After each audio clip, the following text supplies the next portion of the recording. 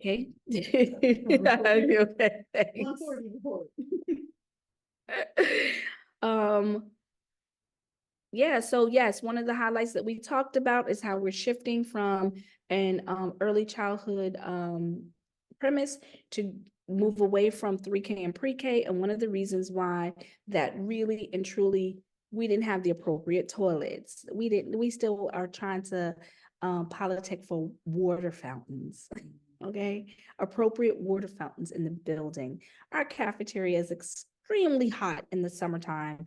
So, everyone's like, we're in the midst of winter right now. So everyone's like, oh no, everything's fine. But no, it's going to get very, very hot after spring. We encourage everyone to bring their own water bottles. Parents usually send that metal one. We don't want you bringing the metal one. Keep that one at home. Okay, the one that Dr. D. Carey's has in her hand. Kids will play around. It'll drop on the floor and it makes a loud clang and everyone stops in their tracks because they're like, what's that noise, right? We do have plastic water bottles and things like that that we want you guys to use, but you just can't put them in the dishwasher and you can't use very extreme hot water with them. We have our after school program for cheerleading, basketball, and an academic after school program. We have our before school program to support our ENL learners. So we're busy and we're open all day. We open in the building about 7:10 in the morning, and we ask parents to start picking up their children about 5:30. So it is a full long day. If you've noticed, if you've came in, we've been giving out late passes. We had families that came in at 8:45, close to 9 o'clock, and we really want our students ready to learn and be here in the building. And so we start giving late passes. You'll see Mr. Meltzer at the front vestibule at around 8:25 in the morning. Once you're late, you start getting a late pass.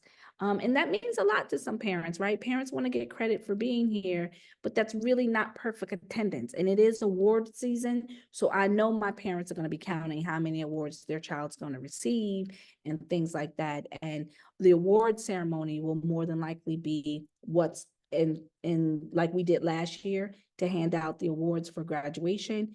And as opposed to it will be for the whole school for kindergarten and fifth graders. That's what will be on the last day of school. You understand that, Tiff? So you'll have your moment with him dressed up. Okay. Okay. The other events that are going to happen around that, like the prom, will probably be the day before, because I try to think about that because I know a lot of parents pay a lot of money to get everybody's hair done. And then the week before, the Friday before, will probably be field day. That way, those who get their hair wet, they can get their hair done, and all the events will be on the next week. So that's more than likely the way that it's going to be for our 3 kindergarten classes. They're going to be separate in the classrooms. So the children join us and they walk across the stage in the auditorium. Then they all march out and they go up to their classrooms with their teachers where they enjoy a snack or see a slideshow, sing some songs, and then everyone leaves and they take them home and they will have all their report cards and all of that information for them. Okay. Also part of the PS 140 update. I do want to get some feedback from parents in regard to what characteristics they would like to see in an assistant principal. We will start our hiring process for an assistant principal. Ms. Elsa Rafi, who had been a part of our school community for over 10 years, had decided to make other decisions, and she has taken a leave or taken an absence or taken a pause from the teaching profession here at PS 140. So right now, I do have a great team that's with me. I have our magnet coordinator, Ms. Rice. I have our instructional support, Dr. DeCiaris, and I have all of our teachers that we kind of get everything out of the way and get it out to you in a timely fashion. You'll see new individuals in the main office as you have, we have 2 new secretaries, and we have our parent coordinator that is starting as soon as possible. Right? We're really hoping that our parent coordinator hurry up and completes onboarding. I love the fact that our parent coordinator is bilingual. and she's Afro-Latina, and I'm very excited about that because I think she is a true depiction of our community and will be able to communicate with our parents. Remember, we do have multiple staff members in the building that speak Arabic, Bengali, Urdu, I feel like I'm missing one language. Haitian Creole, right? And Spanish speaking staff members as well to really be our liaison, our buffer. But we also know how to go to translation units here in New York City to be able to support our parents in their needs. Okay. Okay. So I'm going to pause to see if you guys have any questions about that. Any questions for our parents? Okay, parents, do we find that the setup for weekly, is that helpful? Are the emails that I'm sending out helpful, the text messages, things like that? Please provide me some feedback, because if it's not helpful, we want to brainstorm some other ways that we can engage.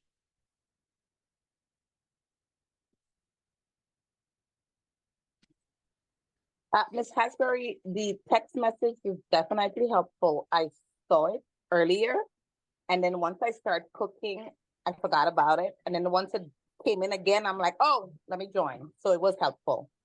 Okay, thank you. Thank you. Yes, I like knowing what's going on in school. So I definitely read that every week. Okay, thank you very much. What parent was that? I'm trying to see. Which parent? Can you unmute yourself and talk to us again? Sorry, that was me. Oh, okay, okay. Thank you. I'm trying to find one of these little boxes and those squares right there.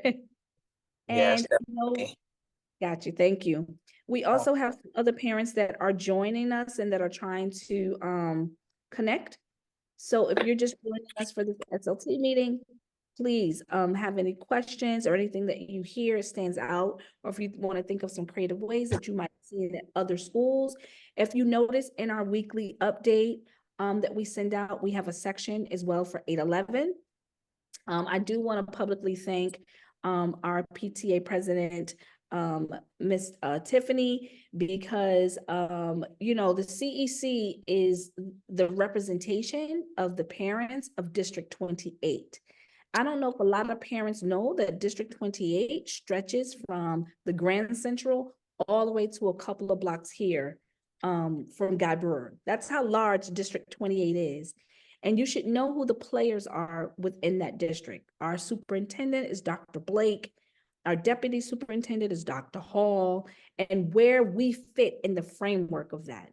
They have meetings every month. Our CEC president lives on the corner of this block.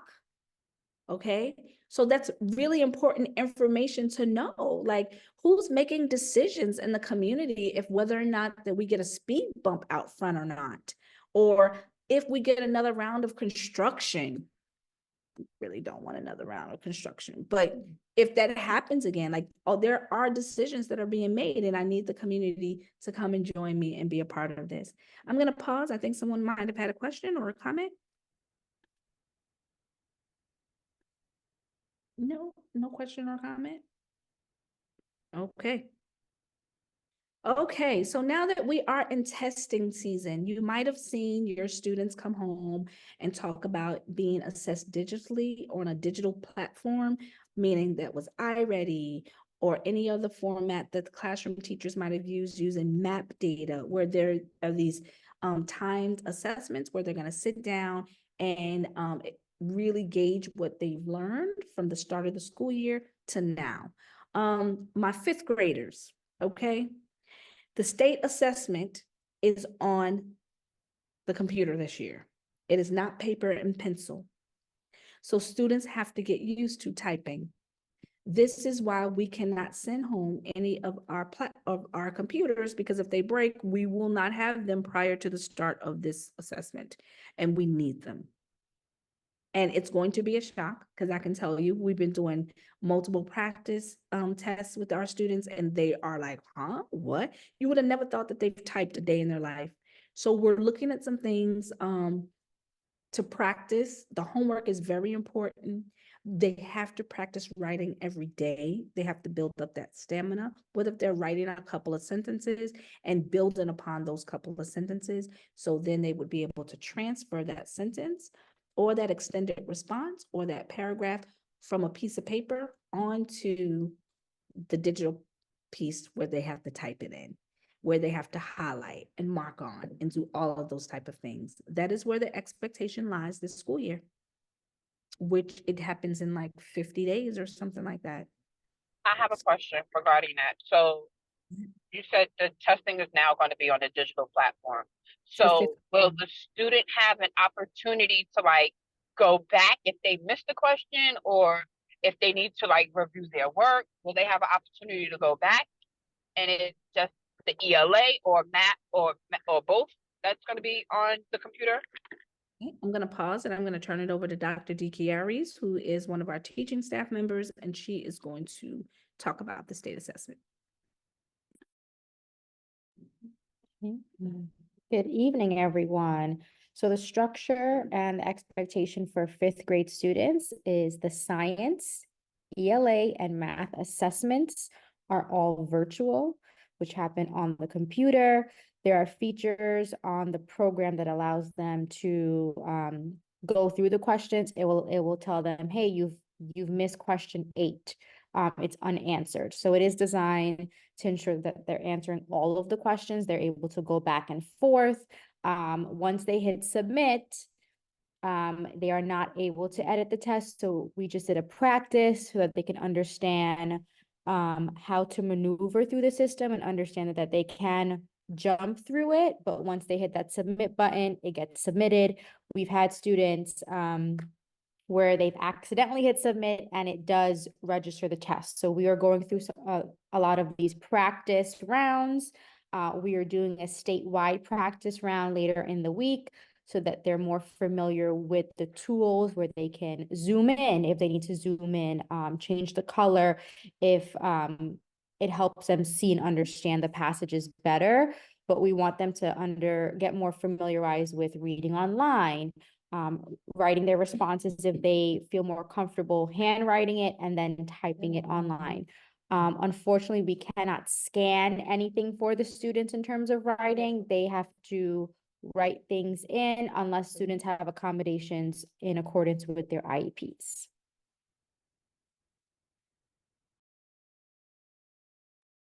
And you said fifth grade is going to be doing science this year. Is that because they didn't do it last year? I'm sorry, I didn't hear your question, Tiff. What did you say? She mentioned that fifth grade is going to be doing science this year. Is that because You cut out a little bit, but I can tell you that I know science is usually done on fourth grade? right. So the state, our governor, has made some adjustments, right? And so now this year, fifth grade, sixth, and eighth are all taking the science assessment. And next year we will be taking ELA, math, science, and social studies. Okay, so they brought the social studies test back. So all of these benchmarks will be available for students to be able to test. So I don't know her reasoning, right? Or the Department of Ed's reasoning, but yes, that's what it is right now. So we want to give them the best shot that they can by practicing. Did I answer your question, Tiff? Yes.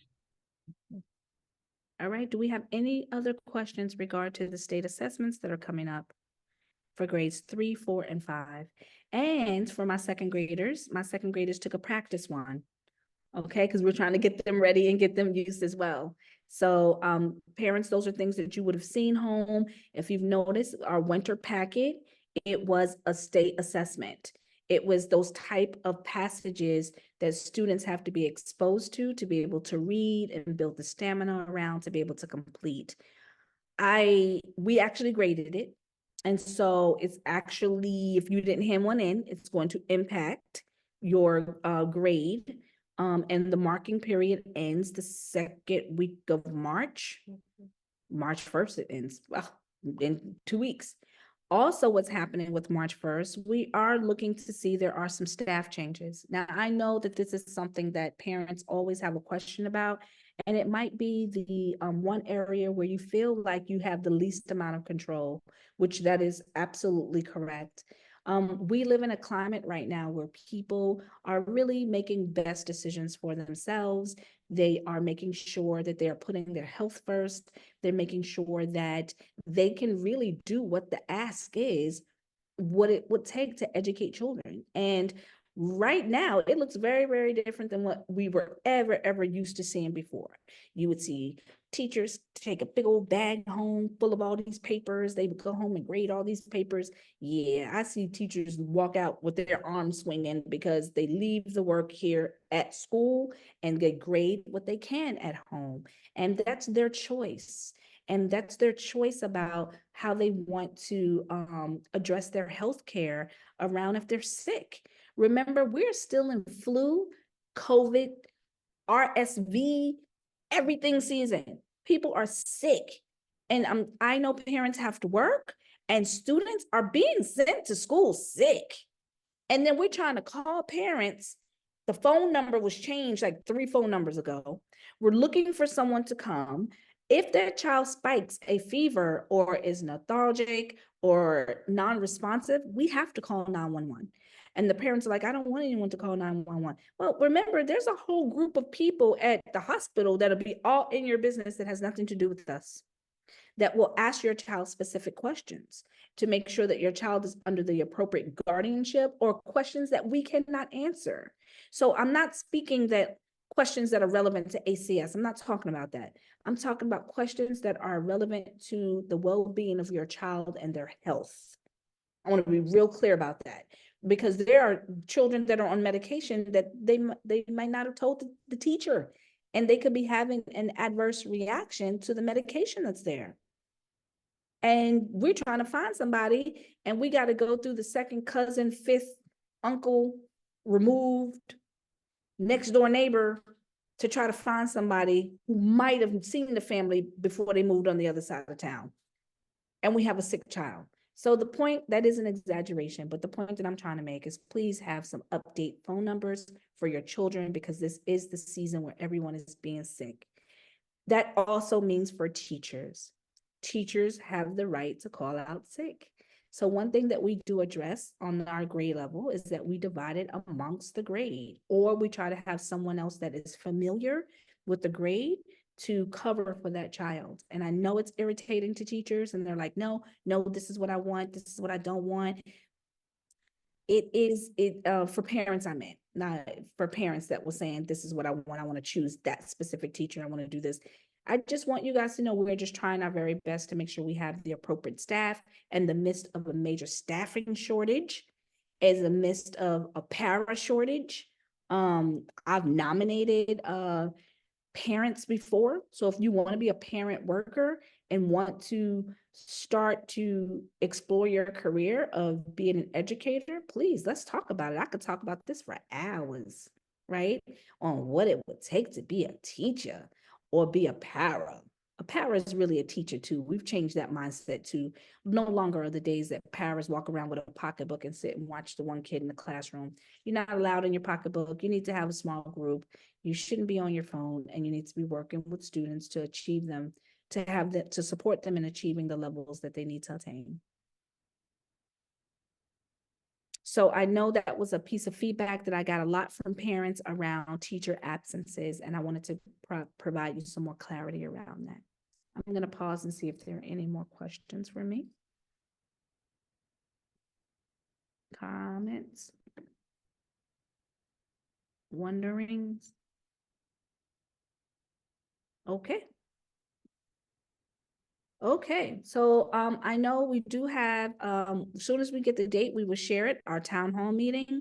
The town hall meeting, I will send out again. I hope you tell a friend to come join, because, you know, we have been experiencing bullying again. And we really want to understand what bullying really and truly is. Sometimes parents use the word bullying because they don't know another word and they feel like, just to the extreme of, I don't want my child to hurt themselves, so I don't want them bullied. Bullying is in line with New York State law around what a specific act is really being done to a child. Okay, whether the child actually saw it happen, it's all about if the child just thinks it happens. Now, I want you to know that I'm a mother of middle school children, I'm telling you. And I listen very carefully to my children. And of course, I reach out to my child's school if I'm feeling that something is happening at school and I want them to have their ears out for and their eyes out for, because it can impact my child's mental health, right?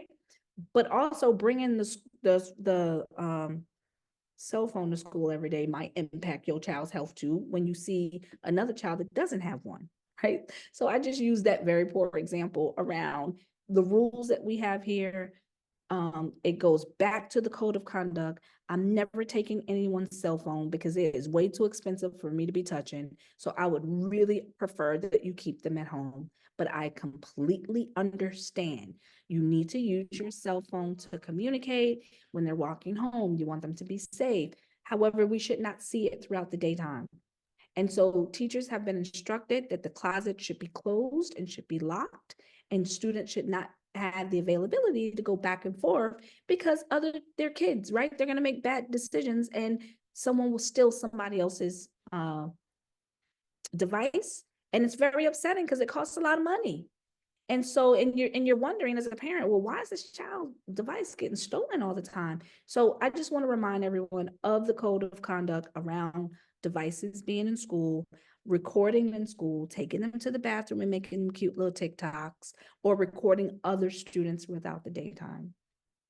Also, that's in conjunction with, to go back to bullying, okay? Sometimes our children are not making the best decisions on these gaming devices, on these other digital platforms, and you have to limit that time, okay? As a parent, it's easy to walk away and let them have access to all of these items, but it just brews this environment of anything goes if they're not being monitored as to what's being said, what's being threatened. Just because one person starts an argument and the other person finishes it, that doesn't necessarily mean that the person who started it was now bullied. And so the parents are like, my child was bullied. It's like, really? Sounds like, we do the investigation, we bring in all the children. I've had parents ask, well, before you speak to my child, I want to be able to be there. We are following the law. You brought your child to a public school. It is a public school. Sometimes you may not be available. And so we will reach out to find out, and it will be shared with you as to what happened, what type of questions. And I do understand that they're still very young. It could be kindergartner. It could be a fifth grader. I've been around a long time. I know how to ask questions and get answers. And plus I'm a mother of 6 and I'm down to my final 2. So I know how to get stuff out of folks. Okay. And you can pretty much tell where the story is going, who's telling the truth and who's not. But what I've been just experiencing lately is that it's parents and their anxiety that they're reacting because they want their child to be protected. And so they say things like, well, if somebody hit you, you better hit them back. Okay, then you got to fight, right? And so then you're like, we're sitting there trying to decipher, well, who hit first? So then it's like, okay, then both kids get the consequences. We want to make sure they're just making the best decisions. We're also trying to encourage them through our book of the month, through our morning announcements, our character trait of the month. All of those things are available, that what we're sharing that really highlights our differences as human beings and how can we become better people. And not always just rushing to judgment when children fail or make bad decisions, to the most harshest decisions and penalties that's not age appropriate to children. So we want to continue those discussions. I know it could be frustrating, but like I said, you always have the opportunity when you pick your child up. Usually there's another adult there that represents that child and their family. And if you're able to speak to them in a way that's inviting and where you're trying to come with solutions, that would be a great opportunity. Other than that, I am not going to do parent on parent meetings. Good night. See you tomorrow. This is our after school program, and all the little kindergartners come by and say good night because they know that I'm here so late. All right, I'm going to pause to see if you guys have any questions in regards to our code of conduct.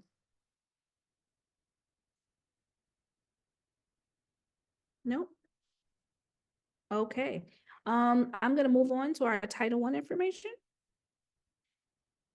Tiffany, I know you talked about that you saw the email that I sent Sonia Rueda in regards to us doing elections and that, so I'm assuming that she's following up on that, correct? If you could just Yes, yep. I saw. Okay. All right, great. All right, because I do know that the superintendent's document has to be completed, and this is why she's sending out all those emails to confirm who the person is. Candice, I know we talked about you being Title I. We can definitely, go with that selection and make sure that we have everything so we can spend this money as soon as possible, if that's the direction that you guys want to go in. And remember, it's not a principal decision, it's definitely your decision. And we had some ideas early on some workshops some parents might need is how to cope with parenting and what gentle parenting looks like and what child abuse looks like.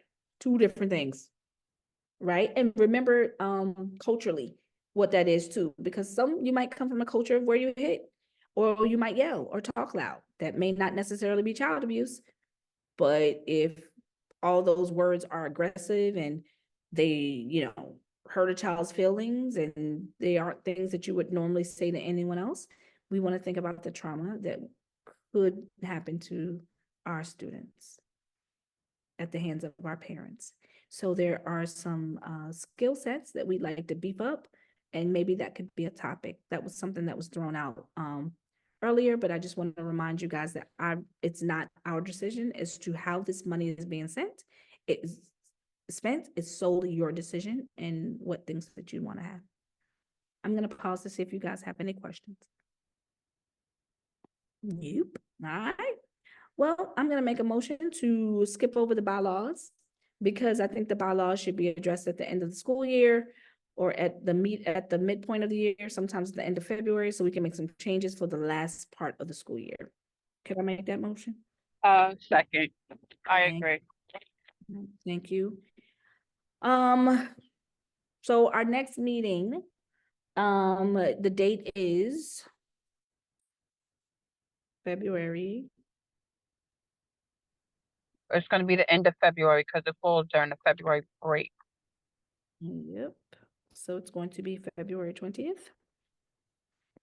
It is PTA and SLT day. Isn't Correct? that the week of the break? That's the week of the break, isn't it? Oh, I'm so sorry. So it's going to be the 27th.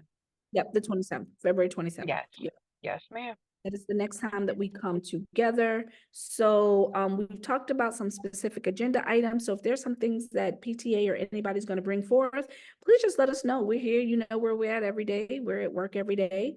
If you guys don't see me, and remember, I go through meetings throughout the entire city, and this time of year, with it being promotion and doubt, I'm in meetings upon meetings upon meetings. But you guys definitely know how to find me.